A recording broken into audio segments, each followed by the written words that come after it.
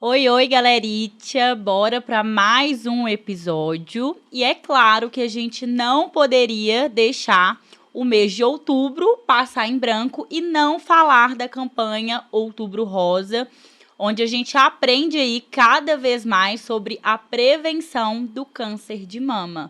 E para isso, Ana e eu convidamos a doutora Daiane, que é minha ginecologista, para falar um pouquinho mais sobre esse tema com vocês.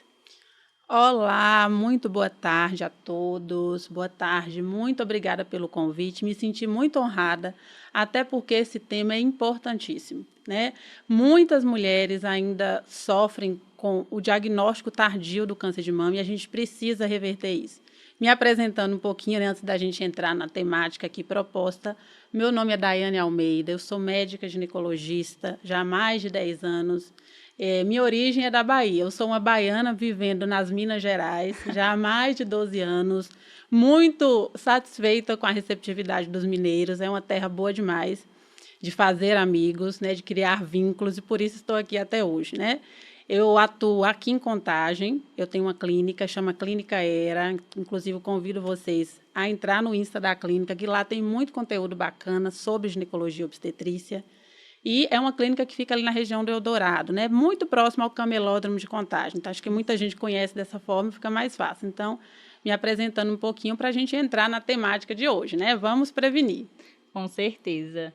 Queria agradecer por você ter aceitado esse convite. É um prazer ter você aqui para falar sobre um tema que é tão importante, que é a prevenção do câncer de mama.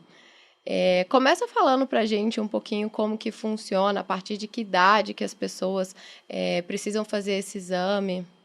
Ana, é impressionante o número de casos novos de câncer de mama no Brasil ainda. Estima-se que mais de 60 mil mulheres têm esse diagnóstico no país todos os anos. Então, a prevenção ela deve começar. Toda mulher sem sintoma nenhum, somente por idade, deve começar a fazer seus exames de mamografia a partir dos 40 anos de idade. E aqui gera-se uma polêmica muito grande. Por quê? Existem protocolos diferentes, né? Protocolos são formas de organizar o sistema de saúde para que a gente possa fazer diagnóstico precoce de algumas doenças que têm uma relevância enorme, né? Que têm uma incidência alta. E aí, no Ministério da Saúde, a idade escolhida foi 50 anos. Existe diferença de protocolos, porque quando a gente fala em saúde pública, existe questão orçamentária que também tem impacto nas decisões. Então, na hora que o Ministério vai definir a população-alvo para fazer a mamografia, ele leva em consideração a questão de viabilizar também esses exames para essas mulheres. Então, aquelas mulheres que têm uma incidência maior da doença, realmente é a partir dos 50 anos. Porém, o INCA, que é o Instituto Nacional do Câncer, ele recomenda que esse diagnóstico pode ser feito ainda mais precoce. Então, a partir dos 40 anos, anualmente, a mulher deve fazer o exame de mamografia. No SUS, esse protocolo é a partir dos 50 anos, bianual. Porque senão as pacientes também ficam confusas, porque às vezes ela chega no médico do posto, o médico do posto coloca esse protocolo, que não está incorreto à luz do Ministério da Saúde, mas quem tem a oportunidade de fazer anualmente o seu exame, é mais recomendado que já a partir dos 40 anos. Com uma diferença que eu também acho que vale a pena comentar. Se você é uma mulher que tem na família uma mulher uma parente de primeiro grau, uma mãe, irmã, avó, que tiveram câncer de mama numa idade muito precoce, abaixo dos 35 anos, o ideal é que você faça a primeira mamografia 10 anos antes do diagnóstico desse seu familiar que teve esse diagnóstico precoce. Por quê? A maioria dos cânceres de mama que surgem depois dos 50 anos, eles não são genéticos. Eles são aleatórios, né? Por estilo de vida, fenótipo e tudo mais, na relação da pessoa e dos seus hábitos. E esses cânceres que surgem antes dos 35 anos têm mais chance de ter um cunho hereditário familiar. Então, você, mulher, que tem uma parente de primeiro grau, que teve um câncer muito precoce, 35 anos ou menos, além de fazer o exame 10 anos antes, o primeiro exame, eu recomendo que você tenha um acompanhamento com mastologista, desde cedo, né? Porque as outras mulheres podem fazer tranquilamente com seu ginecologista, mas essas, em especial, com o mastologista. Sim, bacana demais. Em relação à questão do fator de risco, como que fica isso? Olha, é importantíssimo a gente falar de fator de risco, porque isso tem muito a ver com a questão da prevenção, que a gente vai falar mais adiante, mas existem algumas situações, os fatores de risco, eles podem ser divididos em modificáveis e não modificáveis. O que quer dizer isso, para ficar mais claro aí para a nossa audiência? O fator de risco modificável é o que eu tenho como agir sobre ele. Então, eu tenho como intervir sobre ele para que eu não tenha aquele risco. Exemplo, tabagismo aumenta o risco de qualquer tipo de câncer. O tabagismo pode colocar ele lá que ele encabeça a lista de todos os cânceres. E o câncer de mama não é diferente. E eu posso parar de fumar. Então, eu posso me livrar desse vício, né? Então, é importante que o paciente tenha consciência que alguns ele vai poder modificar. Outra coisa, estilo de vida. Então, o estilo de vida ele tem um impacto importantíssimo, a questão de peso, a questão de alimentação, de exposição ambiental. A gente vive um mundo industrializado, né? Então, a gente vive um mundo poluído. Então, a gente se expõe a todo momento a várias substâncias químicas que podem provocar mutações. Então, essas coisas a gente pode mudar. Tem coisas que a gente não consegue mudar. Por exemplo, a história familiar. Então, se eu tenho uma história familiar na minha família, eu não consigo mudar.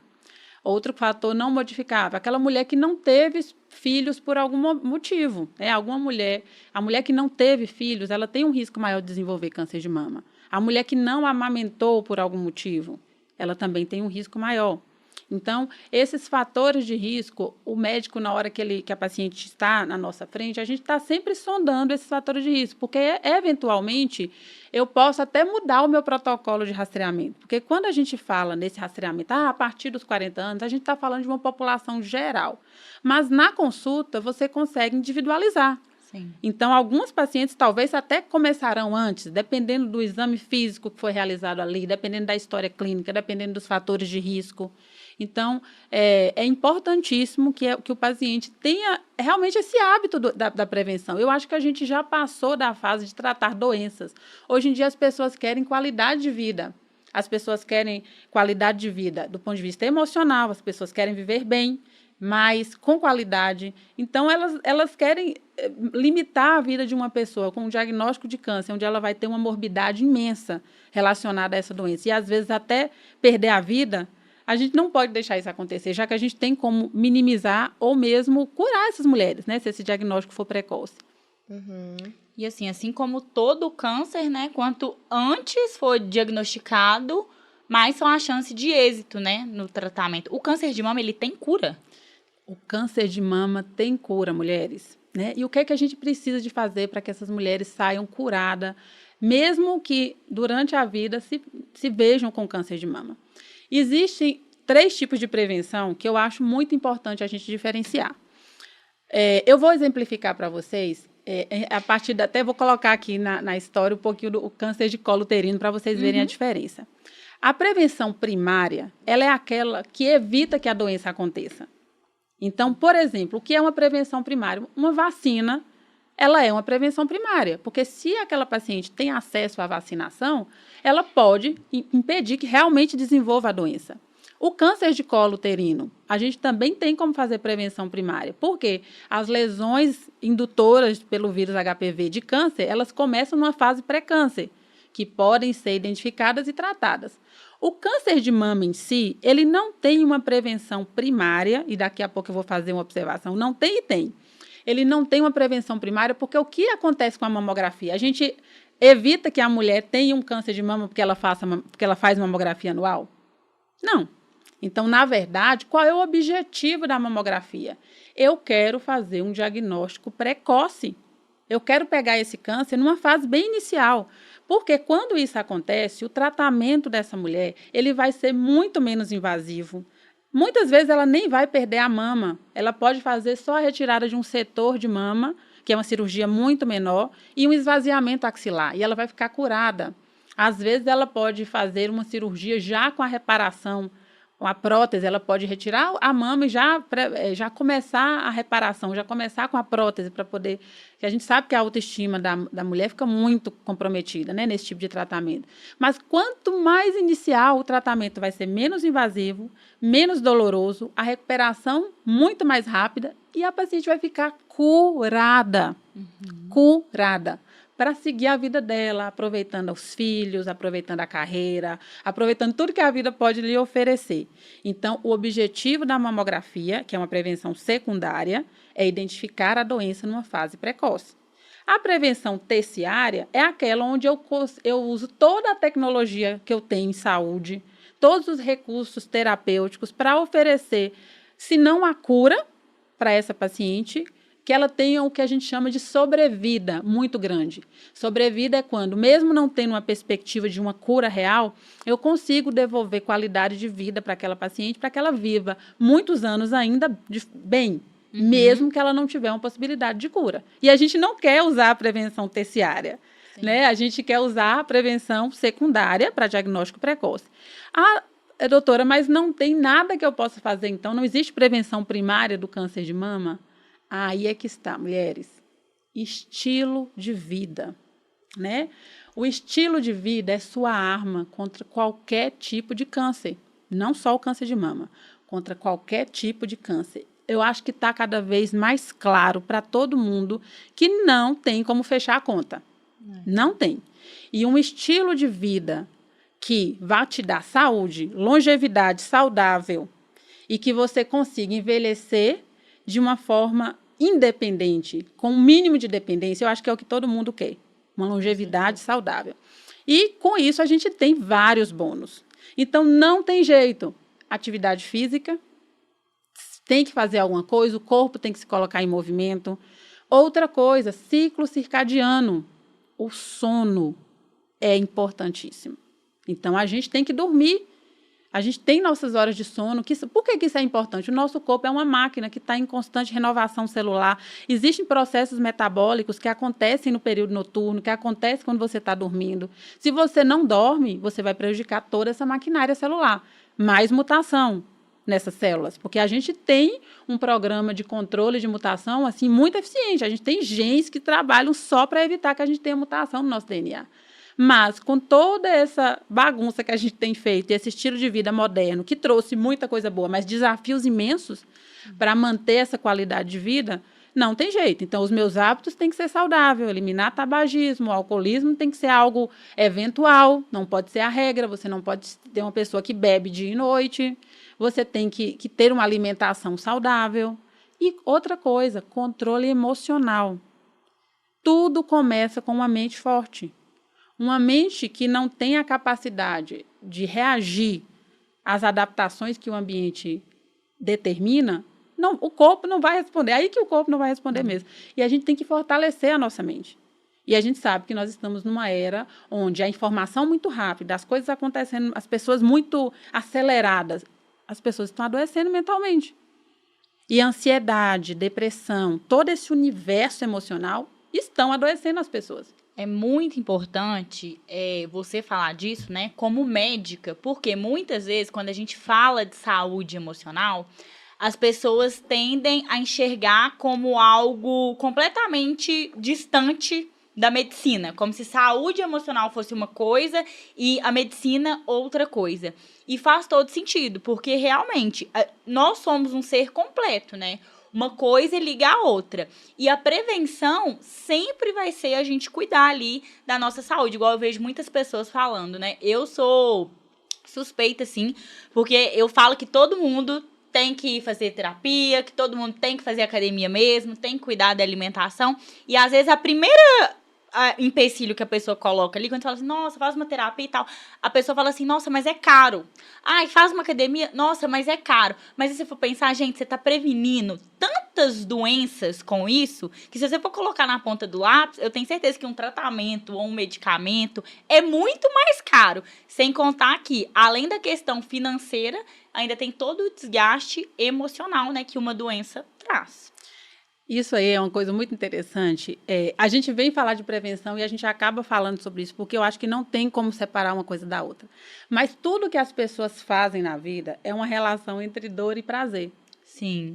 E as pessoas, inicialmente, não querem abrir mão de um prazer momentâneo, né, para ter um benefício a longo prazo. Porque tudo isso que a gente está falando de mudança de estilo de vida é processo. Sim. Não dá para você ir na academia uma semana e querer que seu corpo se transforme. Não dá para você fazer dieta 15 dias e achar que você vai conseguir perder peso. É um processo que você inicia e, inicialmente, a dor vai prevalecer. Sim. A dor de mudar hábitos que você já vem há muitos anos com eles. Não é fácil mudar. E você vai ter uma dor nesse processo. E o prazer ainda não vai estar presente muitas vezes. Então, vencer essa dor do começar é que é o mais difícil. As pessoas não conseguem vencer essa dor. Então, elas preferem continuar com os velhos hábitos, só que elas vão criando, a longo prazo, uma dor que vai se acumulando, porque ela vai se sentindo cada vez menos produtiva, cada vez mais cansada, mais desanimada. E aí, sempre falando, não tenho tempo. As pessoas falam que ela não tem tempo, mas, na verdade, tudo que você faz na vida é uma escolha. E você tem que decidir que a sua saúde é uma prioridade. E você tem que entender que saúde é global. Não é, as pessoas tendem, às vezes, a pensar que, por exemplo, se você vai e faz uma mamografia anual, mas você não está atenta a essa questão do estilo de vida, você não está se prevenindo contra doenças. Não é só o exame. O exame é fundamental para o diagnóstico precoce, mas não é só o exame, tá? Então, a gente puxa o gancho que a gente estava comentando aqui com essa fala sobre a importância do autoexame. A gente estava conversando aqui sobre o autoexame antes de começar o podcast propriamente dito. O autoexame é autoconhecimento, a gente tem que se tocar, a gente tem que conhecer o nosso corpo. E uma mulher que está atenta ao seu corpo, ela vai perceber quando algo mudou. E a gente não está querendo que o autoexame substitua o exame diagnóstico de câncer de mama. Mas pensem comigo, se uma mulher foi fazer um exame de mamografia no ano, mas deu 6 meses do exame e ela palpou algo na mama dela, ela vai esperar dar 1 ano para poder voltar no médico se ela identificou um nódulo, se ela palpou alguma coisa na mama dela? Óbvio que não. Então, ela vai antecipar aquela consulta para entender por que ela palpou algo na mama dela, que pode ser algo completamente benigno. E eu digo a vocês, na maioria das vezes vai ser. Graças a Deus. Né? Na maioria das vezes será algo muito inocente, mas a sua saúde, você é 100%.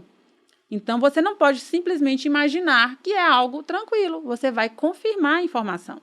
Então, é a hora que você vai até o profissional de saúde e vai confirmar, porque muitas mulheres se preocupam, por exemplo, com dor na mama. E dor na mama não é um sintoma sugestivo de câncer de mama. Tem muito mais a ver com a questão hormonal, a questão cíclica da mulher, do que com o câncer de mama, mas assusta muitas mulheres. Mas quando você tem o hábito de fazer o autoexame, e é um exame que deve ser feito, você deve escolher a época do ciclo que você vai fazer, de preferência quem menstrua longe do período menstrual, porque é uma época que sua mama vai ficar mais inchada, mais dolorosa, mais sensível, e você vai achar que está palpando muitos nódulos ali. Então, fuja desse período menstrual e faça numa outra época. Pode ser durante o banho, onde você tem o sabonete para deslizar sobre a mama, então você consegue identificar melhor as lesões que, né, possam vir a surgir ali. E, uma vez identificado qualquer situação, você vai procurar o seu médico de confiança para fazer a avaliação clínica. Então, além da mamografia, que a gente tem que fazer uma vez por ano aí, esse autoexame a gente tem que fazer sempre. Esse autoexame, ele é recomendado que você faça uma vez por mês. Eu brinco com as pacientes no consultório, quando eu vou examinar a mama, aí elas falam, nossa, doutora, eu vou palpar a mama, eu fico doidinha, porque eu acho que tá cheio de caroço aí. Ou seja, é porque nunca palpa, né? Porque eu fico pensando, se você tem o hábito, você vai saber quando surge alguma coisa estranha. Diferente. Exatamente, não tem o hábito de palpar. Eu falo, olha, não fiquem ansiosas no primeiro exame para poder, não, eu já estou identificando isso e aquilo. Você vai passar alguns meses identificando sua mão, sua sensação tátil, ela vai se habituar à sua mama, a característica dela, se ela é mais glandular, se ela tem mais tecido gorduroso, mais tecido glandular. Tem mulher que tem a mama super densa, firme, outras já tem mais tecido gorduroso, já é mais flácida. Então, é isso que você vai fazer, sem pretensão, conhecer a sua mama. Você pode até aproveitar, né? Fez mamografia do ano, já viu que está tudo bem. Passou no médico ali, né? Então, naquele mês, você já começa a fazer seu autoexame, porque você já acabou de ser avaliada. Você sabe, está tudo bem agora. Então, deixa eu conhecer essa mama. E aí, com o tempo, você vai notar. Você vai sentir que aquela mama é assim. E se surgir algo que sua sensação tátil não está acostumada, com certeza você vai perceber. Mas por que o autoexame não pode substituir um exame diagnóstico? Porque a gente tem lesões profundas. Lesões que o nosso dedo, né, nossa palpação não vão identificar. Então, eu preciso ter o hábito de fazer o rastreamento, porque rastreamento é pente fino. Eu quero passar um pentinho fino, porque eu não quero deixar nenhum nódulo, nenhuma microcalcificação suspeita passar despercebido. Doutora, puxando esse gancho aí que você está falando dos sintomas, quais que são os principais sintomas do câncer de mama? Essa questão do sintoma do câncer de mama é uma coisa que a gente não quer nunca que uma mulher precise de chegar nos sintomas para ter um diagnóstico. Porque quando o sintoma surge, essa mulher já está com câncer, na maioria das vezes, avançado. Olha, gente, isso é muito importante. Eu não sabia disso. Exatamente. Câncer de mama, por isso que é rastreamento, porque eu quero diagnóstico precoce. Eu não quero esperar a paciente ter sintomas de câncer de mama para poder pensar, eu vou ao médico. Então, quais seriam esses sintomas? O nódulo, que é um nódulo que para ele ser palpável, já é um nódulo com um tamanho considerável. Mas não é qualquer nódulo. É um nódulo que tem uma consistência mais endurecida, ele não tem uma forma ovalada, ele é muito irregular, você não sabe onde é que ele começa, onde é que ele termina. Ele é fixo. Aquela área da mama onde você tem esse nódulo suspeito, ela fica retraída ou ela fica abaulada, como se fosse um buraquinho na região, ou ela fica estufada. Então, ela é abaulada ou é retraída. A pele dessa mama, ela pode mudar. Ela pode ficar, a gente fala, quando é um carcinoma inflamatório, você tem um aspecto da pele muito avermelhado, e a gente chama em casca de laranja, porque ele fica super brilhoso, enrijecido, avermelhado. Esses casos já são muito avançados. A palpação na axila também de caroços endurecidos, fixos, também pode ser um sintoma. A descarga papilar é a saída de líquido pelo mamilo. Essa descarga papilar sugestiva de câncer de mama, a gente chama ela em água de rocha. Ela é discretamente transparente, mas ela tem um amarronzado, né, de fundo. Ela não é uma aguinha, ela é mais um marronzinho mais claro, né? Então, chama a atenção quando é só de um lado. Né? Então, é outro motivo que você deve ficar atenta. Mas quando tem paciente, é impressionante, mas ainda hoje tem mulheres que chegam em ambulatórios com carcinomas super avançados inflamatórios, onde a pessoa já tem uma verdadeira ferida. O câncer ele chega tão agressivo, porque o câncer, Já qualquer virou câncer, machucado, né? já virou machucado, uma ferida, digamos assim, para que a nossa audiência entenda. Então, são mulheres que já têm o tratamento curativo dela já foi muito comprometido. Então, as cirurgias são mais mutilantes, né? Às vezes, essa paciente vai perder a mama toda, fazer esvaziamento axilar, às vezes até precisando de enxerto naquela região, porque já está tão grande aquela ferida que não consegue recobrir com pele. Então, não precisa retirar toda a mama. Nem sempre. Nem sempre. Nem sempre. Em alguns casos, porque assim, Marcela até estava comentando anteriormente sobre os tipos de câncer de mama. Todo câncer, ele tem tipos celulares diferentes. Então, a gente tem cânceres mais agressivos e menos agressivos. Toda vez que uma mulher tem um diagnóstico de câncer de mama, ela vai fazer um exame que a gente chama de anatomopatológico, que é a biópsia. Uhum. Essa biópsia, ela vai direcionar o tratamento dessa mulher. Porque o tipo histológico é o tipo de célula que compõe aquele tumor. Ele nos diz se aquele tumor é mais ou menos agressivo. Outra coisa é a invasão local. Se esse câncer já está pegando os músculos peitoral maior e menor, se ele já está adentrando para os linfonodos da axila, se ele já está migrando para outras regiões próximas.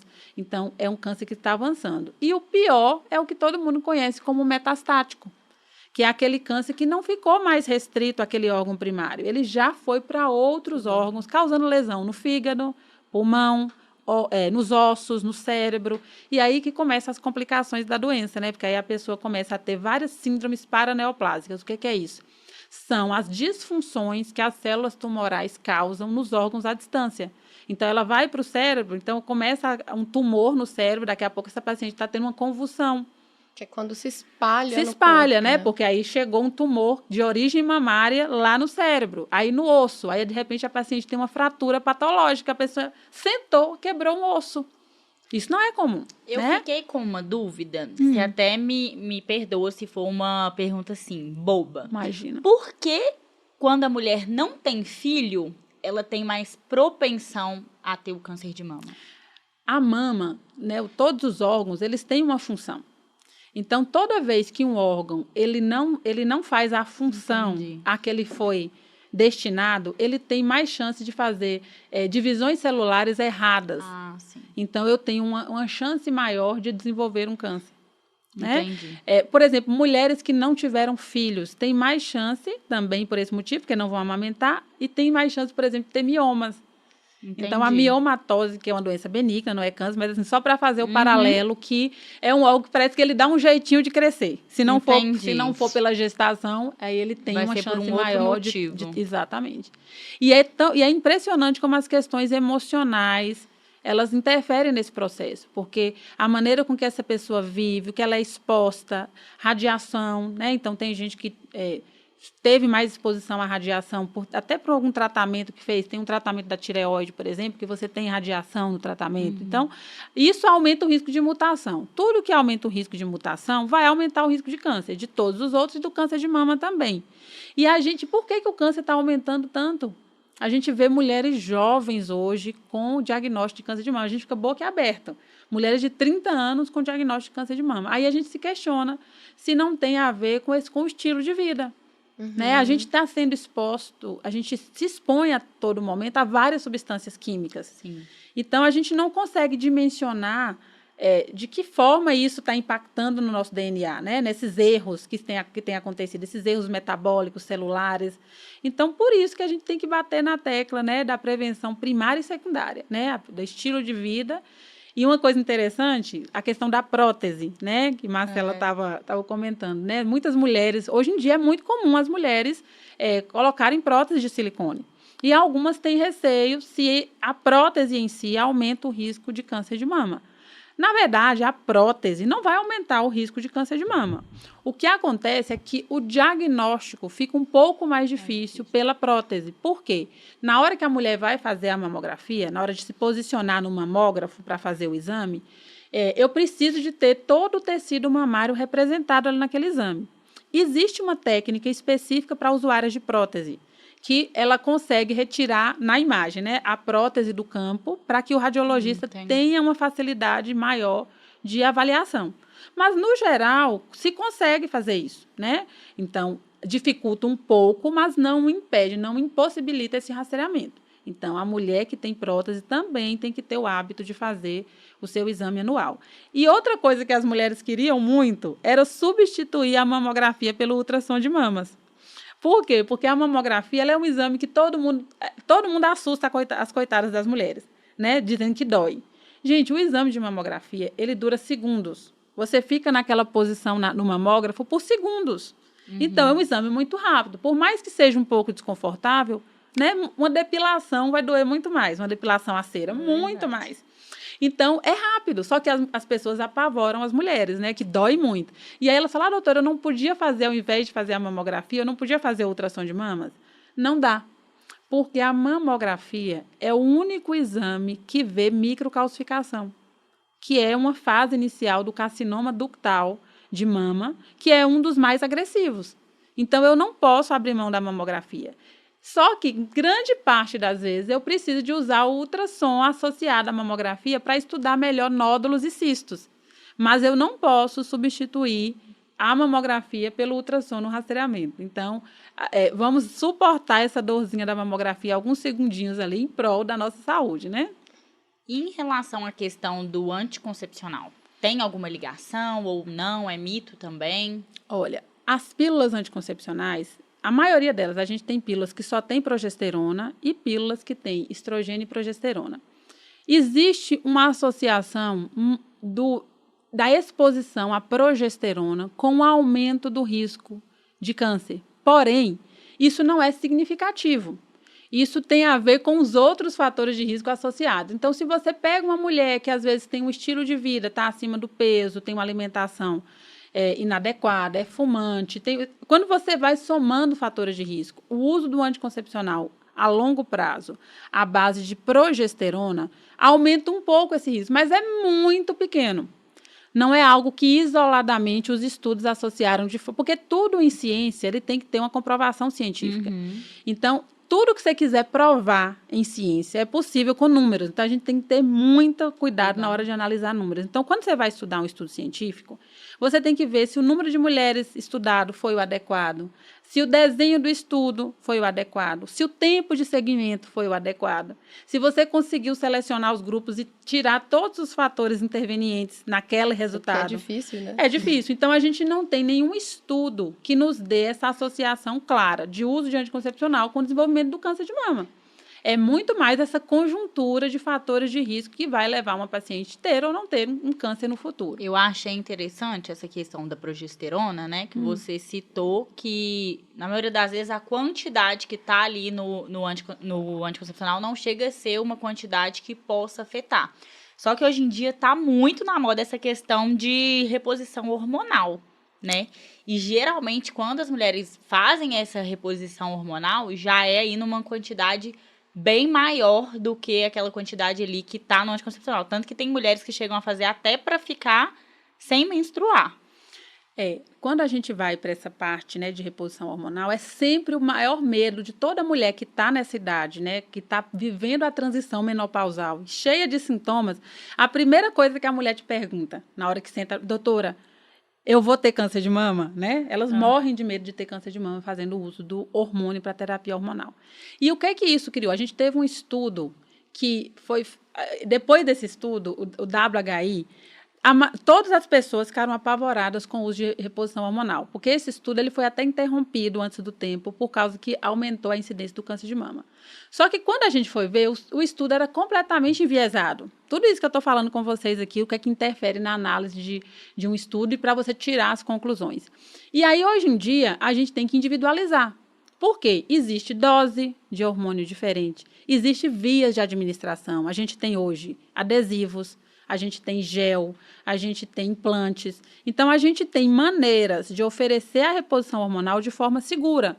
Só que, realmente, não é para todo mundo. Algumas mulheres, por isso que a avaliação individual é importante no consultório, talvez terão uma ou outra contraindicação para o uso da terapia hormonal. Mas eu digo a vocês, não é a maioria, tá? O que acontece é porque muitos ginecologistas simplesmente anularam essa possibilidade porque fala, não vou passar porque aumenta o risco. Porque tem muita questão do medo, às vezes, da tem aquela paciente. responsabilidade, Isso, tem aquela né? responsabilidade. Porque a paciente, às vezes, ela quer colocar a responsabilidade, às vezes, só no profissional. Então, é preciso de dividir responsabilidades. Quando o paciente chega na sua frente, você vai falar, olha, a chance de você ter um câncer de mama com essa associação é tantos % em tanto tempo. Às vezes, a paciente ela vai querer assumir aquele risco junto com você, porque para ela, na balança de comodidade, pelos sintomas que ela vem tendo da menopausa, ela não aguenta ficar daquela forma mais. A vida está muito ruim. Então, ela vai fazer uso da terapia hormonal, mesmo sabendo que ela tem um risco maior do que quem não usa. Sim. Mas não é um risco absurdo, tá? Que fique claro isso. O risco é muito menor. É maior comparado à população que não usa nada. Mas para quem está usando, o risco é muito baixo. Até porque nenhum médico sensato, sabendo que o risco Claro, é alto, ele iria indicar, exatamente. Né? Então, você só vai dividir responsabilidades com sua paciente. Mas a maioria das pacientes que usam não vão ter problemas.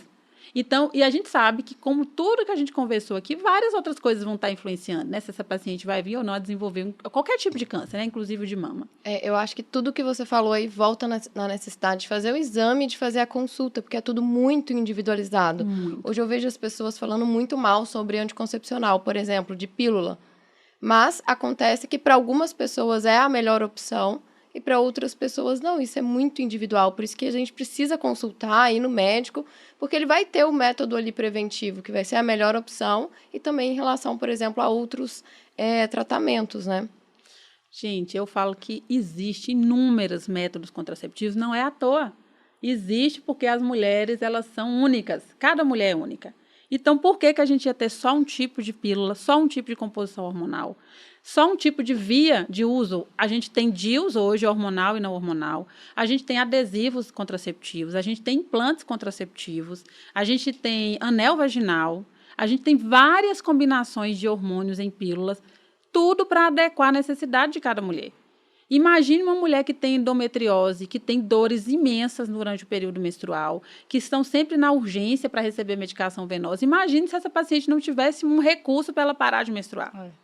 Então, a gente não pode ser extremo. Eu acho que se você concebeu que você quer ter um estilo de vida saudável, né, com tudo isso que a gente já falou, e quer viver sem hormônios, se vê sem hormônios, ok. Você vai no seu ginecologista, você vai usar um DIU de cobre, se vê com o DIU de cobre, você vai ver se você vai se adaptar, não vai ter cólica, não vai ter sangramento aumentado, não vai ter anemia, que são algumas coisas que podem acontecer. Funcionou para você? Ótimo, né? Mas algumas pessoas não vão se adaptar, porque já tem cólicas intensas, porque já sangram muito. Então, eu acho que individualização vai ser sempre a palavra. Quando a gente fala de pessoas, de seres humanos, eu sempre brinco, cada mulher é única, tem uma história de vida, ela tem coisas que ela tolera e que ela não tolera. Quando você vai começar um anticoncepcional, você tem que...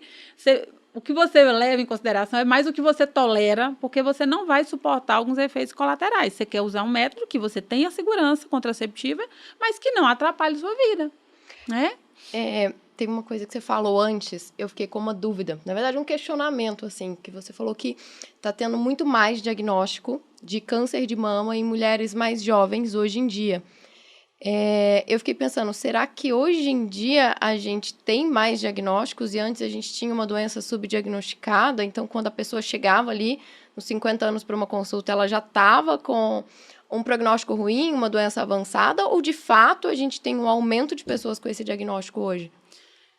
A gente tem ainda um sistema, no Brasil, o sistema de informação, ele ainda é muito ruim comparado a outros países.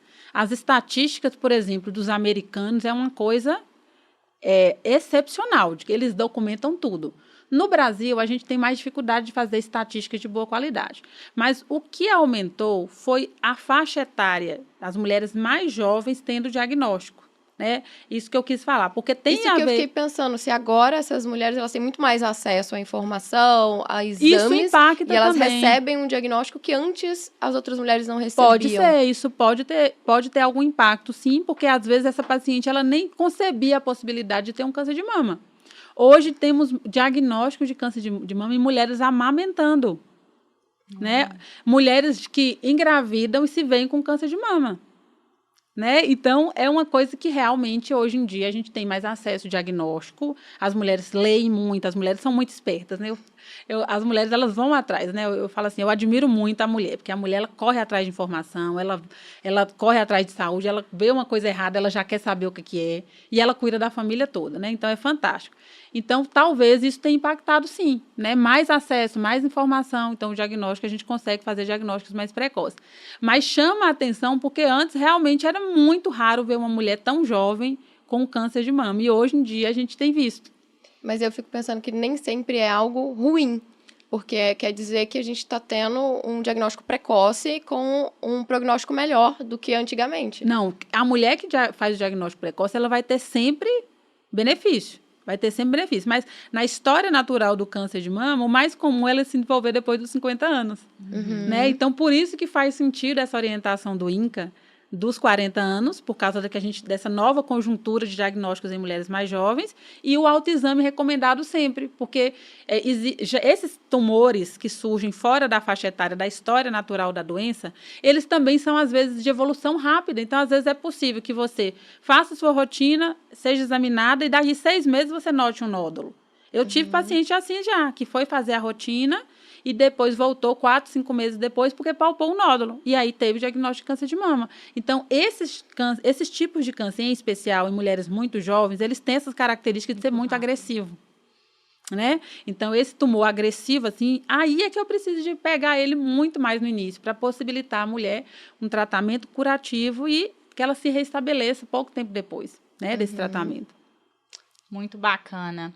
Ô, doutora Daiane, é importante também a gente falar sobre a questão ali, a mulher que vai ali, que ela tem uma rotina, que ela vai no ginecologista, é indicado ir no mínimo quantas vezes no ano? Olha, a avaliação preventiva, né? Porque eu digo sempre, quando você está com alguma demanda por sintoma ou qualquer coisa que surge, é a hora que acontece, né? Você vai procurar um atendimento. Mas se você está bem, sem sintomas nenhum, uma vez ao ano é um período ótimo para que você faça suas visitas ao ginecologista. Porque aí você já vai fazer a prevenção do câncer de colo uterino, já vai colher o seu exame de prevenção, né, também dessa parte para prevenir o câncer de colo, e já faz também a parte de mama. Quando você está fora da faixa etária, que é recomendado o rastreamento, você vai fazer a palpação. Na hora do exame físico, a gente vai palpar a mama. Sim. Então, se a gente notar qualquer alteração, qualquer coisa que chame a atenção, a gente vai antecipar algum exame para poder investigar aquilo ali. Se tiver tudo bem, a mulher vai continuar fazendo seu autoexame ao longo do ano e, quando ela completar os 40 anos, a gente inclui a mamografia nos exames preventivos anuais, tá? Como médica, sim, uma dúvida minha. Você acha que hoje a maioria das mulheres, elas respeitam esse prazo?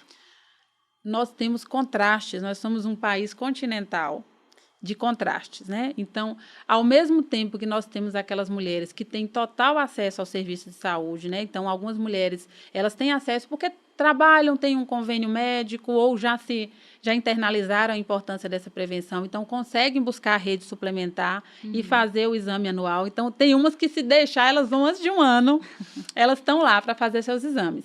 Sim. Mas a gente tem uma grande parcela da população que não tem nem sequer um exame a cada 2 anos, como o SUS propõe, né, após os 50 anos. Falta informação, né? Então, falta informação e acesso.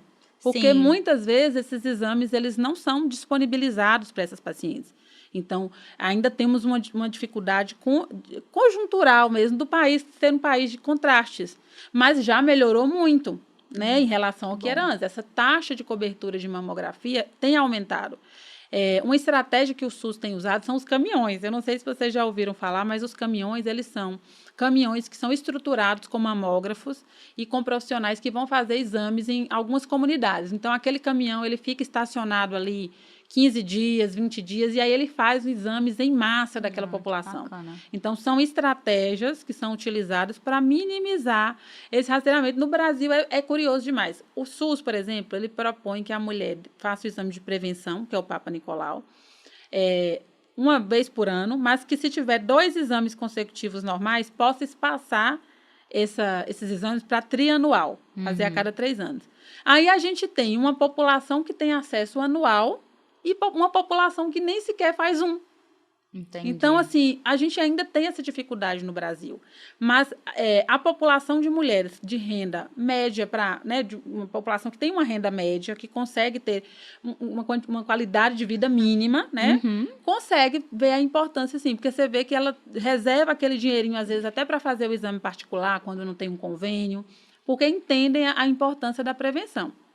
E ainda tem um grupinho que vai por sintomas só. Notou alguma coisinha na mama, aí corre para examinar. Mas tem muito ainda para avançar. O país ainda tem muito para avançar nessa questão da prevenção. Mas já melhoramos bastante. Legal, acho que você trouxe muita informação bacana para a gente. Acho que pode ajudar muitas mulheres. Algumas coisas que você falou aí, por exemplo, a questão da gravidez, né? Não engravidar, não amamentar é um fator de risco, isso eu não sabia. Eu sabia da questão do tabagismo, então acho que isso aí são informações importantes e a gente espera que outras pessoas possam se beneficiar dessas informações para a gente também poder participar aí dessa conscientização do Outubro Rosa, que é a prevenção do câncer de mama. Exatamente. Doutora Daiane, eu quero te agradecer, assim, muito mesmo. Sei o quanto sua agenda é corrida, né? Você, antes da gente iniciar o podcast, você comentou que hoje você atende na sua clínica, que fica no Eldorado. Você atende em Sete Lagoas? Esmeraldas. E você atende também no Vila da Serra. Na sua clínica hoje, você atende somente particular ou você também atende por plano de saúde? Na clínica hoje a gente está trabalhando somente com consultas particulares. Nós optamos por fazer esse tipo de atendimento porque nossa prioridade é um atendimento de qualidade, né? A gente precisa de tempo com essa mulher para entendê-la. Não é só essa demanda preventiva. Hoje em dia as mulheres têm muitas demandas e a gente acha ótimo que a mulher saiu desse foco ali só na doença e abriu de possibilidades, né? As mulheres antes, elas entravam na menopausa, elas achavam que a vida tinha acabado, né? Não tinha mais perspectiva. Hoje as mulheres já leem, já estão se exercitando, já estão buscando um estilo de vida mais saudável. Então, a gente quer abraçar essas mulheres em todos os aspectos. Eu falo que a gente quer mulher feliz, mulher mulher realizada, mulher confiante. Informada, né? Informada. Isso aí eu posso falar, né, gente? Até como paciente da doutora, realmente, quando a gente vai lá, a consulta é uma consulta totalmente diferenciada, onde você literalmente faz a gente entender aquele quadro. Olha, a gente tá fazendo isso por conta disso. Eu nunca vou esquecer da última vez que eu estive lá. Eu tava numa correria, né, gente? E aí a doutora fez questão me ligou de vídeo, desenhou, me explicou tudo. Eu fiquei assim, gente. Porque, infelizmente, hoje isso não é algo normal. Principalmente quando se trata, né, da medicina. Porque aí você fala, a maioria dos profissionais é tudo tão corrido, é tão sobrecarregado.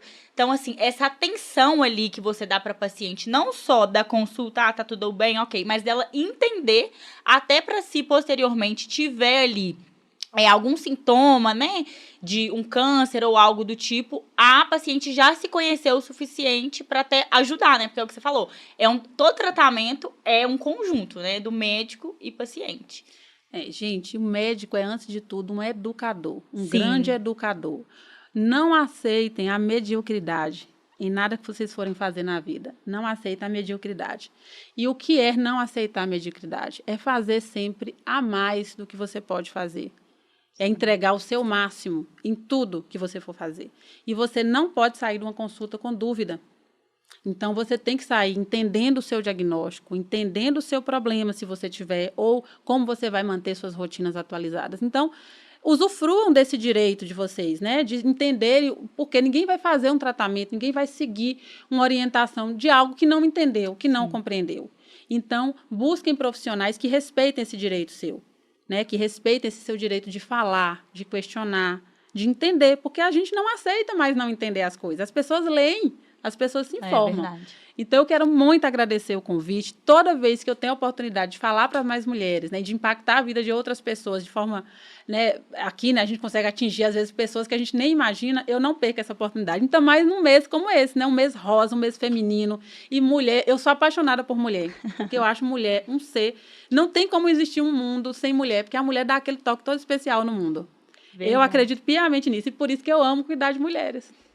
Então tá bom, obrigada mais uma vez. Muito obrigada. Tchau, galera, espero que vocês tenham gente, gostado, né, gente. desse episódio. Gente, compartilhem, né, mais do que nunca, compartilhe aí com suas amigas, com seus familiares. Quem tiver qualquer dúvida, pode comentar aí também, seja no YouTube, seja no Spotify. E esperamos vocês no próximo episódio.